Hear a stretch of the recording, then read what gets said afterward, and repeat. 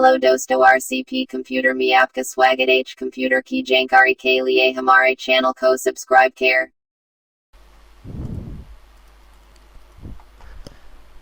Hello. तो आज हम जानेंगे कंट्रोल पैनल के बारे में। कंट्रोल पैनल में होता क्या है, उसके क्या उपयोग हैं, कंट्रोल पैनल में क्या क्या कार्य किया जाता है, तो उसके बारे में पूरी डिटेल हम आज जानेंगे। तो कंट्रोल पैनल ओपन करने के लिए सबसे पहले हम स्टार्ट बटन में क्लिक करते हैं। उसके बाद ये राइट साइड में कंट्रोल पैनल कई ऑप्शन है, इसमें हम क्लिक करेंगे तो कंट्रोल पैनल हमारा ओपन हो जाता है। ठीक। दूसरे प्रकार से भी हम कंट्रोल पैनल ओपन कर सकते हैं। उसके लिए सिंपल हम स्टार्ट में क्लिक करेंगे और यहाँ पास सर्च ऑप्शन में जाकर कंट्रोल पैनल जैसे ही लिखते हैं तो सामने स्क्रीन पे ये कंट्रोल पैनल नामक ऑप्शन आ गया है। जैसे ही हम इसमें क्लिक करेंगे तो ये कंट्रोल पैनल खुल गया है। अब यहाँ पास कैटेगरी दी हुई है, हम इसमें क्लिक करते हैं। कैटेगरी जैसे कैटेगरी में क्लिक है तो यह ऑप्शन इस प्रकार दिखाई दे रहा है। ये कैटेगरी टाइप की बन गई है, जैसे system security, user, account and family, programs, और इनके अंदर भी कई सारे प्रोग्राम होते हैं। तो उनको देखने के लिए हम व्यू बाय कैटेगरी में यहाँ क्लिक करेंगे और लार्ज आइकॉन इस ऑप्शन में हम जैसे ही क्लिक करते हैं तो ये पूरे ऑप्शन यहाँ पास दिखाई देने लगते हैं। और यहाँ पास एक और ऑप्शन है स्मॉल आइकॉन, इसमें हम क्लिक करेंगे तो यही आइकॉन स्मॉल हो जाते हैं। तो हम लार्ज आइकॉन में क्लिक करके जानेंगे कि किस प्रकार कंट्रोल पैनल के फंक्शन का यूज किया जाता है। सबसे पहला आता है एक्शन सेंटर। एक्शन सेंटर में हम जैसे ही क्लिक करेंगे तो यहाँ पास सिक्योरिटी से संबंधित जानकारी आती हैं, जैसे हम अपने सिस्टम को कैसे वायरस से प्रोटेक्ट कर सकते हैं, विंडो को अपडेट कर सकते हैं, ठीक है ना, अपने सिस्टम को स्कैन कर सकते हैं, और सेट अप बैकअप हम अपने सिस्टम में किस प्रकार विंडो का बैकअप भी रख सकते हैं। तो यहाँ पास ये सेटिंग दी हुई है। ठीक। फिर उसके बाद आता है सेकंड नंबर एडमिनिस्ट्रेटिव टूल्स। इसमें हम जैसे ही क्लिक करेंगे तो यहाँ पास ये ऑप्शन दिए हुए हैं। इनका भी यूज हम जैसे हमें कंप्यूटर मैनेजमेंट इसमें क्लिक करना है, इसको ओपन जैसे ही हम करते हैं तो यहाँ पास कुछ इस प्रकार का टूल्स ओपन हो गया है, जिसकी सहायता से हम कई सारे ऑप्शन की सेटिंग यहाँ से कर सकते हैं। ठीक। फिर तीसरा ऑप्शन आता है एडोब गामा। इसमें हम जैसे ही क्लिक करेंगे तो यहाँ पास ये इस प्रकार का ऑप्शन आ गया है। ये एक एडोब, जैसे एडोब रीडर हो गया, एडोब फोटोशॉप हो गया, इसी प्रकार हम इस ऑप्शन को यहाँ पास से कंट्रोल पैनल में क्लिक करके हम इसे सेट कर सकते हैं। फिर आ गया ऑटो प्ले। ऑटो प्ले में हम जैसे ही क्लिक करेंगे तो यहाँ पास ये ऑप्शन ओपन हो गया है। जैसे हम कोई सीडी लगाते हैं या फिर डीवीडी लगाते हैं तो लगाते ही साथ वह किस प्लेयर में चालू हो जाए, तो यहाँ पास उस प्लेयर को हम ऑटो प्ले में डाल देते हैं। तो जब भी हम सीडी या डीवीडी लगाएंगे तो वह ऑटो प्ले से, जैसे ही डीवीडी या फिर सीडी हम लगाते हैं तो वह लगाते ही प्ले हो जाएगी। तो किस प्लेयर में वो प्ले होगी वो हम यहाँ से इस प्रकार सेट कर सकते हैं। फिर आता है बैकअप एंड रिस्टोर। इस ऑप्शन में हम जैसे ही क्लिक करते हैं तो यहाँ सेटअप बैकअप में जैसे ही हम क्लिक करेंगे तो हमारी जो भी विंडो है उसका एक बैकअप फाइल डी ड्राइव या ई ड्राइव में तैयार हो जाता है। जैसे हम कभी हमारा कंप्यूटर अगर नहीं चल रहा है या फिर कोई भी दिक्कत कर रहा है तो हम उसका बैकअप का यूज कर सकते हैं। फिर आता है कलर मैनेजमेंट। जैसे ही हम इस ऑप्शन में क्लिक करते हैं तो यहाँ पास कई सारे ग्राफिक डले हुए हैं। जैसे यहाँ पास ये स्टैंडर्ड वीजीए ग्राफिक एडाप्टर का यूज इसमें अभी किया गया है। ठीक है ना। फिर आइडेंटिटी मॉनिटर में जैसे हम क्लिक करेंगे तो यहाँ पास बता देगा कि हमारा एक मॉनिटर अभी एक सिस्टम में यूज हो रहा है। फिर उसके बाद आता है क्रेडेंशियल मैनेजर। जैसे ही इस ऑप्शन में हम क्लिक करते हैं तो यहाँ पास विंडो क्रेडेंशियल ऑप्शन यूज हो जाता है। इसमें हम यहाँ पास नीचे जाकर यूजर अकाउंट में क्लिक करेंगे तो नया यूजर अकाउंट बना सकते हैं, उसमें पासवर्ड डाल सकते हैं, नेम चेंज कर सकते हैं। फिर आ गया ऑप्शन डेट एंड टाइम। जैसे हम डेट एंड टाइम ऑप्शन में क्लिक करते हैं तो हम यहाँ पास से अपनी डेट एंड टाइम चेंज कर सकते हैं। ये ऑप्शन यहाँ पास साइड में जैसे डेट एंड टाइम दिया हुआ है, इसमें क्लिक करने में भी हमारा डेट एंड टाइम सेट करने का ऑप्शन आ जाता है। तो हमें अगर चेंज करना है डेट एंड टाइम तो टाइम जोन में जाएंगे और यहाँ पास से सिंपली हमारा चेन्नई, कोलकाता, मुंबई, न्यू दिल्ली ये हमारा भारत का टाइम जोन है, तो इसे हम ओके कर देते हैं। और अगर हमें चेंज डेट एंड टाइम करना है तो चेंज डेट एंड टाइम में जाएंगे तो यहाँ से हम अपना डेट और यहाँ से अपना टाइम चेंज कर सकते हैं, ठीक है ना। इंटरनेट टाइम में जाएंगे तो इंटरनेट के माध्यम से हम अपना टाइम अपडेट कर सकते हैं, जो कि विंडो के माध्यम से हमारा डेट एंड टाइम इंटरनेट के माध्यम से चेंज हो जाएगा। ये एडिशनल क्लॉक में जाएंगे तो यहाँ पास ये चेन्नई, कोलकाता, मुंबई इसको चूज़ करके ओके कर देते हैं, अप्लाई कर देते हैं तो डेट एंड टाइम हमारे यहाँ से चेंज हो जाता है। फिर इसके बाद है डिफ़ॉल्ट प्रोग्रामर। इस ऑप्शन में हम जैसे ही क्लिक करते हैं तो यहाँ पास से सेट डिफ़ॉल्ट, जो भी प्रोग्राम हमारे नहीं चल रहे हैं तो सेट एज डिफ़ॉल्ट प्रोग्राम में क्लिक करके तो उसको रीसेट करके जो भी प्रोग्राम हमें नहीं चल रहा है तो उसे हम प्रोग्राम को डिफ़ॉल्ट कर देंगे तो वो डिफ़ॉल्ट सेट हो जाता है और प्रोग्राम हमारे चलने लगते हैं। फिर ऑप्शन आता है डेस्कटॉप गैजेट्स। जैसे ही इस ऑप्शन में हम क्लिक करेंगे तो जो भी गैजेट्स हैं हमारे, जो हम अपनी स्क्रीन पर रखना चाहते हैं तो उसको उठा के ऐसे रख सकते हैं, ठीक है ना। ये हमारे गैजेट्स हैं। फिर आता है डिवाइस मैनेजर। जैसे डिवाइस मैनेजर में हम क्लिक करेंगे तो ये डॉक्यूमेंट ओपन हो गया, तो इसमें बताएगा कि हमारे डिवाइस में कौन कौन से प्रोग्राम क्या क्या इसमें इंस्टॉल है। जैसे कंप्यूटर में डिस्क ड्राइव है, डिस्प्ले अडाप्टर है, ह्यूमन इंटरफेस डिवाइस है, ये सब कीबोर्ड है, माउस है, मॉनिटर है, ठीक है ना। ये सारी चीज़ें हमारे कंप्यूटर में उपलब्ध है।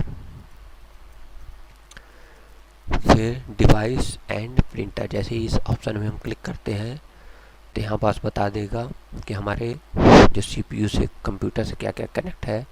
तो हमारे से वाईफाई कनेक्ट है, ठीक, एक मॉनिटर, कीबोर्ड, माउस ये कनेक्ट है हमारे प्रिंटर। और जो भी हम कनेक्ट करेंगे जैसे प्रिंटर हो गया या फिर कोई भी और चीज़, तो यहाँ पास ये बता देगा कि हमारे कौन कौन से डिवाइस हमारे कंप्यूटर से कनेक्ट है। फिर आता है डिस्प्ले। डिस्प्ले ऑप्शन में हम जैसे ही क्लिक करेंगे तो यहाँ पास हम अपनी डिस्प्ले को स्मॉल, छोटी कर सकते हैं। डिस्प्ले का जो भी फंक्शन आते हैं उस फंक्शन तो स्मॉल और लार्ज दोनों कर सकते हैं। अभी हमारे ये मीडियम में अप्लाई है, तो यहाँ पास स्मॉल में क्लिक करेंगे तो देखिए छोटा हो गया, और जैसे ही लार्ज में क्लिक करेंगे तो ये ऑप्शन हमारे बड़े हो गए। तो हम यहाँ से अप्लाई कर सकते हैं अपने डिस्प्ले की स्क्रीन, जो भी फंक्शन आते हैं उसको छोटा बड़ा कर सकते हैं। फिर आ गया एज ऑफ एक्सेस सेंटर। इस ऑप्शन में हम जैसे क्लिक करेंगे तो यहाँ पास इतने सारे टूल्स आ गए हैं, तो इनका यूज हम कर सकते हैं। जैसे हमें माउस कीबोर्ड का यूज करना है, उसकी सेटिंग करना है। जैसे हमें यूज ऑन स्क्रीन कीबोर्ड, जैसे ही इस ऑप्शन में क्लिक करके अप्लाई करेंगे तो यहाँ पास कीबोर्ड, ये माउस की सहायता से हम कीबोर्ड का यूज कर सकते हैं, ठीक है। हमें नहीं चाहिए तो हम इसे हटा देते हैं, अप्लाई कर देते हैं। तो यहाँ से इस प्रकार हम माउस की कीबोर्ड की सेटिंग इस प्रकार हम कर सकते हैं। मैग्नीफायर हमें लाना है तो मैग्नीफायर में क्लिक करके मैग्नीफायर आ जाएगा। फिर आता है फोल्डर ऑप्शन। फोल्डर ऑप्शन में हम जैसे ही क्लिक करेंगे तो यहाँ पास देखिए, यहाँ पास फोल्डर ऑप्शन का एक डायलॉग बॉक्स प्रदर्शित हो गया है। अब यहाँ पास लिखा हुआ open each folder in the same window. अगर आपको सेम विंडो में ही फोल्डर को ओपन करना है तो इस ऑप्शन में क्लिक रहता है। जैसे कोई भी हम विंडो खोलते हैं, मान लीजिए अभी इसको हम मिनिमाइज कर देते हैं। जैसे माई कंप्यूटर में जाकर हम डी ड्राइव खोलते हैं तो ये सेम विंडो में ही ओपन हो रही है, ठीक। तो अब हम इसको काट देते हैं।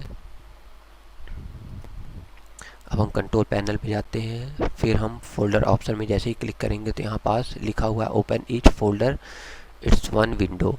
तो इसमें जैसे ही हम क्लिक करके अप्लाई में क्लिक करेंगे और ओके में क्लिक करेंगे तो अब हम देखते हैं जो माई कंप्यूटर में जो हम डी ड्राइव खोलते हैं तो यह अलग ही विंडो आ जाती है। देखिए 2 विंडो हो गई, एक ये विंडो हो गई, एक ये विंडो हो गई। मतलब जो भी अब ऑप्शन हम खोलते जाएंगे तो वह एक अलग विंडो में खुलती जाएगी। ठीक है, तो हम इसको सेम विंडो में ही रहने देते हैं। ठीक, और अप्लाई कर देते हैं कि हमारे जो भी फोल्डर जो भी फाइल हम खोले तो एक ही विंडो में ओपन हो। फिर आता है सिंगल क्लिक डबल क्लिक। जब भी हम किसी फाइल या फोल्डर को खोलते हैं तो उसमें हम डबल क्लिक करते हैं तब ये ऑप्शन खुलता है। अगर मान लीजिए हमको सिंगल क्लिक में ही अपने ऑप्शन को खोलना है तो अपन कंट्रोल पैनल में जाके यही फोल्डर ऑप्शन में जाकर सेटिंग से हम सिंगल क्लिक ऑप्शन में क्लिक करके अप्लाई कर देंगे और ओके कर देंगे। अब हम देखते हैं जैसे हमें कंप्यूटर खोलना है तो हम एक सिंगल क्लिक एक बार क्लिक करेंगे तो हमारा विंडो ओपन हो गया। डी ड्राइव खोलना है उसमें भी हम एक सिंगल क्लिक करेंगे तो हमारा ये विंडो ओपन हो गया। तो हम इसे भी डबल क्लिक रहने देते हैं। अभी हम इसे डबल क्लिक करके अप्लाई कर देते हैं। अब यहाँ पास है लास्ट में ऑप्शन शो ऑल फोल्डर। जैसे हमारे कई सारे फोल्डर जो हाइड रहते हैं तो उसको हम इस शो फोल्डर में क्लिक करके अप्लाई कर देंगे तो जितने भी फोल्डर हमारे जो हाइड हैं छुपे हुए हैं वो शो कर जाएंगे। ठीक, फिर ऑप्शन में फॉन्ट ऑप्शन में हम जैसे ही क्लिक करते हैं तो कंप्यूटर में जितने भी फॉन्ट्स हैं जिसका यूज हम MS Word, Excel, PowerPoint और नोट पैड, वर्ड पैड जिसमें भी हम इन फॉन्ट्स का यूज हर प्रकार से कर सकते हैं। और ये फॉन्ट कई प्रकार के होते हैं जैसे इंग्लिश फॉन्ट, हिंदी फॉन्ट और कई सारे फॉन्ट होते हैं। इसको हम अलग से और भी कई सारे फॉन्ट डाल सकते हैं जैसे उर्दू फॉन्ट, पंजाबी, मराठी। इस प्रकार के फॉन्ट हम इंटरनेट के माध्यम से डाउनलोड करके यहाँ पास पेस्ट कर सकते हैं तो वो हमारे जो भी डॉक्यूमेंट हैं जैसे MS Word, Excel, PowerPoint इन सब में शो करेगा। उसके बाद आता है गेटिंग स्टार्टेड। इसमें जैसे ही ऑप्शन में क्लिक करते हैं तो यहाँ पास जो भी ऑप्शन की डिटेल हमें जानना है उसमें क्लिक करके यहाँ पास उसकी डिटेल थोड़ी बहुत ऐसे जान सकते हैं कि उसमें क्या क्या कार्य होता है। फिर आता है होम ग्रुप। होम ग्रुप में हम जैसे ही क्लिक करेंगे तो इंटरनेट के माध्यम से हम एक से दूसरे सिस्टम में कनेक्ट कर सकते हैं, जुड़ सकते हैं। फिर इंडेक्सिंग ऑप्शन में हम जैसे ही क्लिक करेंगे तो यहाँ पास कुछ ऑप्शन दिए गए हैं जो कि कंप्यूटर से इंटरनेट से संबंधित सेटिंग्स दी गई है इसमें।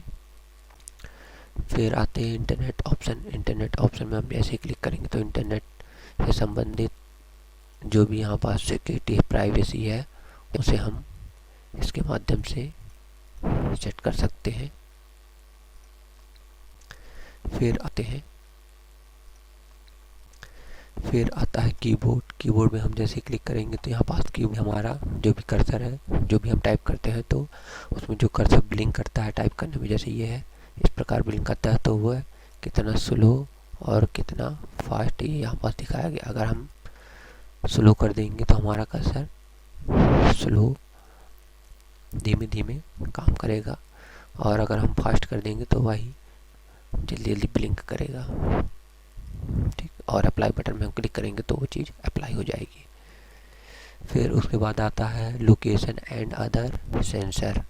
अगर हमारे कंप्यूटर में कोई सेंसर इनबिल्ड है तो उसका यूज हम कर सकते हैं, लेकिन हमारे कंप्यूटर में अभी कोई सेंसर इनबिल्ड नहीं है। और मेल में क्लिक करेंगे तो हम किसी को भी मेल कर सकते हैं। इसमें क्लिक करते ही ऐड मेल में जाएंगे, प्रोफाइल को एडिट करेंगे, नाम देंगे उसमें और कोई से भी नाम देके ओके करते हैं तो हम यहाँ पास से अपना नाम, ईमेल आईडी, पासवर्ड डाल के किसी को भी कोई भी डॉक्यूमेंट हम भेज सकते हैं मेल की सहायता से। फिर ये माउस है, माउस में क्लिक करेंगे, फिर यहाँ पास हम माउस की सेटिंग कर सकते हैं। माउस की डिटेल हम जानेंगे अगले वीडियो में, आने वाली वीडियो में हम माउस की सेटिंग किस प्रकार की जाती है पूरी डिटेल से जानेंगे। फिर आता है नेटवर्क शेयरिंग सेंटर।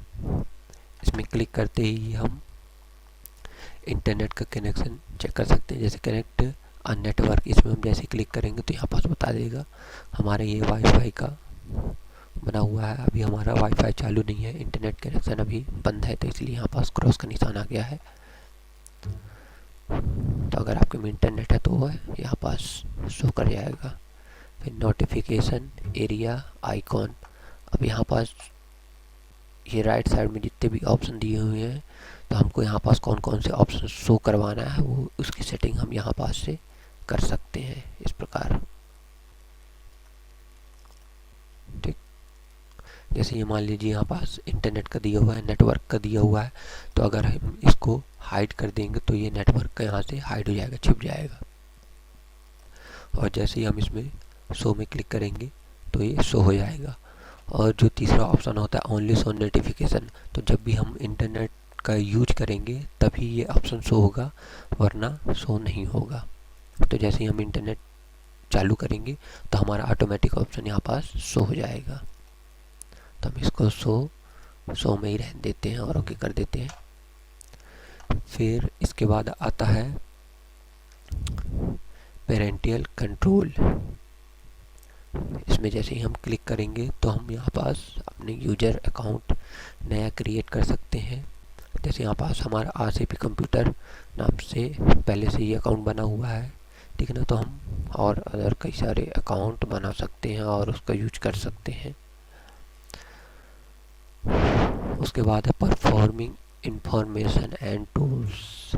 जैसे ही इस ऑप्शन में हम क्लिक करेंगे तो हमारा प्रोसेसर किस प्रकार परफॉर्मेंस कर रहा है, हमारी मेमोरी, ग्राफिक्स, गेमिंग ग्राफिक्स और प्राइमरी हार्ड डिस्क किस प्रकार परफॉर्म करी है, उसका सब स्कोर यहाँ पास दिया हुआ है।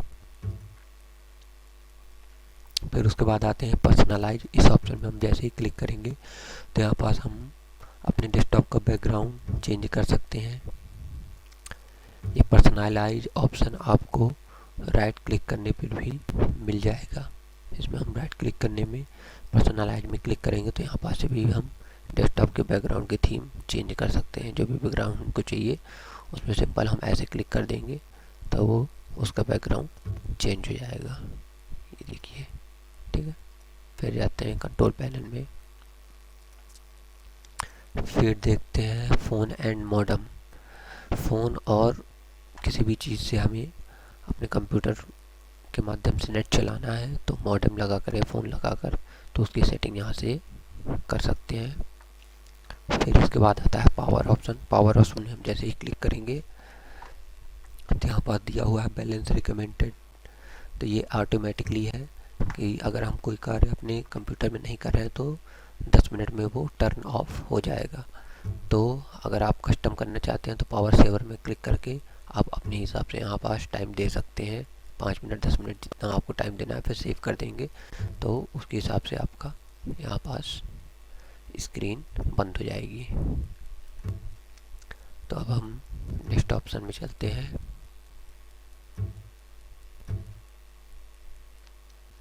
Programme and features. जैसे ही इस ऑप्शन में हम क्लिक करेंगे तो यहाँ पास कई सारे प्रोग्राम आ गए हैं जो हमारे कंप्यूटर में इंस्टॉल प्रोग्राम है वो यहाँ पास पूरे दिखाई देते हैं।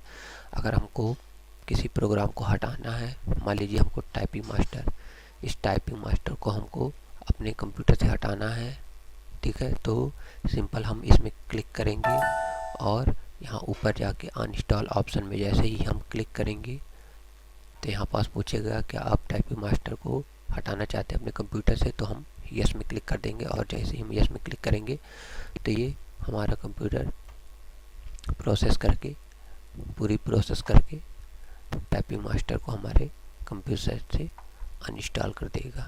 ये देखिए धीरे धीरे करके ये अनइंस्टॉल हुआ है। ये इस प्रकार से अनइंस्टॉल हो गया, तो इसमें कोई परेशान होने की बात नहीं है, इसे हम दोबारा इंस्टॉल कर सकते हैं। तो ये अब हम देखते हैं ये हमारे प्रोग्राम से अनइंस्टॉल हो चुका है, ठीक है ना।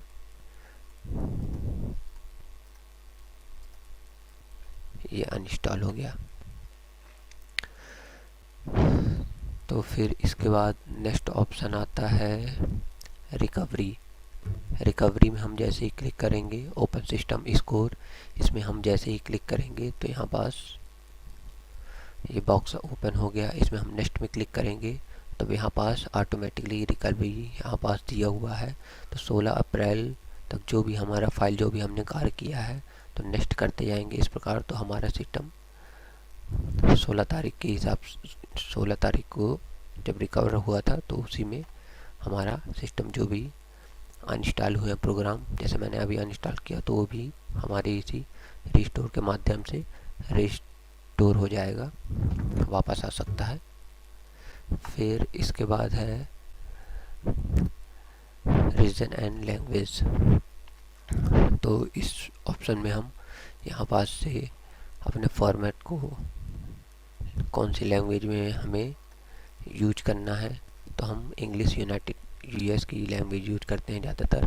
फिर हम इसमें डेट एंड टाइम अपना चेंज कर सकते हैं कि हम जो भी यहाँ पास डेट एंड टाइम शो कर रहा है वो किस फॉर्मेट में शो करे। तो हम यहाँ पास क्लिक करके डे, मंथ और ईयर इस ऑप्शन में क्लिक करके इस प्रकार अप्लाई बटन और ओके में क्लिक कर देते हैं तो हमारा डेट एंड टाइम कुछ इस प्रकार का शो करेगा। फिर आता है remote app and desktop connection. अगर हमको अपने कंप्यूटर में कोई दूसरा कंप्यूटर चलाना है, दूसरे कंप्यूटर में चलाना है, तो हम रिमोट डेस्कटॉप कनेक्शन की सहायता से एक कंप्यूटर से दूसरे कंप्यूटर में आसानी से चला सकते हैं, एक्सेस कर सकते हैं।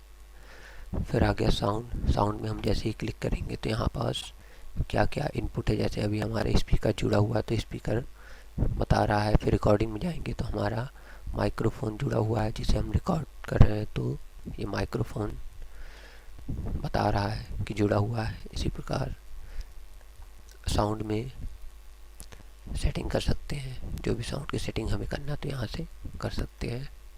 फिर उसके बाद आता है स्पीक रिकॉग्नाइजेशन। तो इसमें हम क्लिक करेंगे तो यहाँ पास जो भी हम स्पीच देना चाहते हैं तो इस ऑप्शन में हम क्लिक करेंगे और माइक्रोफोन की सहायता से या फिर माइक की सहायता से हम कंप्यूटर में अपने जो भी डाटा है उसको रिकॉर्ड कर सकते हैं, सुन सकते हैं। फिर साइनेट सेंटर, ये इंटरनेट के माध्यम से चलता है। जो भी डाटा हमें एक कंप्यूटर से दूसरे कंप्यूटर में देखना है तो इस साइनेट सेंटर को उपयोग करके हम देख सकते हैं। फिर आता है सिस्टम। सिस्टम में हम जैसे ही क्लिक करेंगे तो यहाँ पास हमारे सिस्टम की पूरी डिटेल दी रहती है कि कौन सा प्रोसेसर यूज हो रहा है, कितनी जीबी की रैम है, हमारा ऑपरेटिंग सिस्टम कितने बिट का है। यहाँ पास पूरी डिटेल इस प्रकार दी हुई है। फिर आता है task bar and start menu. जैसे ही हम इसमें ऑप्शन में क्लिक करेंगे तो यहाँ पास टास्क बार और स्टार्ट मेनू में जो भी ऑप्शन आते हैं तो उनकी सेटिंग हम कर सकते हैं। तो इसकी डिटेल हम अगले वीडियो में जानेंगे कि किस प्रकार टास्क बार और स्टार्ट मेन्यू और टूल बार का उपयोग किया जाता है। फिर आता है ट्रबल शूटिंग। ट्रबल शूटिंग में हम जैसे ही क्लिक करेंगे तो जो भी प्रोग्राम का हमें ट्रबल शूट करना है, मतलब कोई भी प्रोग्राम अगर नहीं चल रहा है तो हम उसको ट्रबल शूट करेंगे। तो जो भी एरर उसमें बता रही है तो एरर हमें सॉल्व करके उस प्रोग्राम को चलाने में सहायता करता है। ट्रबल शूटिंग का कार्य यही होता है। फिर आ गया यूजर अकाउंट। यूजर अकाउंट में हम जैसे क्लिक करेंगे तो हम नया अकाउंट भी क्रिएट कर सकते हैं। जैसे अभी एक यूजर अकाउंट बना हुआ है आरसीबी के नाम से, तो हम कई सारे यूजर अकाउंट, मतलब एक ही सिस्टम में कई लोग अपना यूजर अकाउंट बना के अपने डाटा को सुरक्षित रख सकते हैं। एक से अधिक यूजर एक ही कंप्यूटर में कार्य कर सकते हैं। अगर हम कहीं किसी ऑफिस में कार्य कर रहे हैं तो अगर वहाँ कई लोग एक ही सिस्टम यूज कर रहे हैं तो यूजर अकाउंट अलग अलग बना के अपना आईडी और पासवर्ड सेव करके हम इस कंप्यूटर को कई प्रकार से यूज कर सकते हैं, एक ही सिस्टम को। उसके बाद है विंडो एनी टाइम अपग्रेड। अगर हम अपने विंडो को ऑनलाइन के माध्यम से अपडेट करना चाहते हैं तो यहाँ पास क्लिक कर देंगे, उसके लिए नेट चाहिए रहेगा। फिर विंडो कार्ड स्पेस, जैसे ये ऑप्शन में हम क्लिक करते हैं तो यहाँ पास ये ऐड कार्ड आ गया। क्रिएट पर्सनल कार्ड, इस ऑप्शन में जैसे क्लिक करेंगे तो हम अपनी पूरी डिटेल यहाँ पास रख सकते हैं, जैसे नेम, इमेज, ठीक है, full name, last name, email, city, state, personal code. तो इस प्रकार हम एक पर्सनल डायरी की तरह इसमें अपने डाटा को सेव कर सकते हैं। ठीक, फिर इसके बाद आता है विंडो डिफेंडर। विंडो डिफेंडर में हम जैसे ही क्लिक करेंगे और स्कैन नाउ में क्लिक करेंगे तो हमारा कंप्यूटर स्कैन करने लगता है। हम अपने कंप्यूटर में जो भी वायरस है उसको स्कैन करके हटा सकते हैं। फिर विंडो फायरवॉल में हम जैसे ही क्लिक करेंगे तो यहाँ पास जब भी हम नेट चलाते हैं तो विंडो फायरवॉल अगर आपका ऑन है तो उसकी सहायता से क्या होगा, जो भी इंटरनेट से जो भी हमारे वायरस आते हैं तो उनको प्रोटेक्ट करता है। हम इस प्रकार देख सकते हैं। यहाँ पास चेंज नोटिफिकेशन सेटिंग में जाएंगे तो हमारा फायरवॉल ऑन है भी। ठीक, तो ये इंटरनेट में जो भी वायरस आते हैं तो एक दीवार की तरह खड़ा होकर वह उसे प्रोटेक्ट करता है। फिर आ गया विंडो अपडेट। विंडो अपडेट में हम जैसे ही क्लिक करेंगे और चेक फॉर अपडेट, अगर आपके पास इंटरनेट है तो आप जैसे ही चेक फॉर अपडेट में क्लिक करेंगे, अगर विंडो का कोई भी अपडेट आया है, नया वर्जन आया है तो आपके कंप्यूटर में इंस्टॉल हो जाएगा। तो इस प्रकार हमने आज जाना कि कंट्रोल पैनल का यूज किस प्रकार किया जाता है, उसमें कितनी सारी सेटिंग्स रहती हैं। तो अगर आपको हमारे जानकारी अच्छी लगी हो तो हमारे चैनल को सब्सक्राइब करें, लाइक करें और शेयर करें ताकि ज़्यादा से ज़्यादा लोग इस जानकारी का लाभ उठा सकें। धन्यवाद।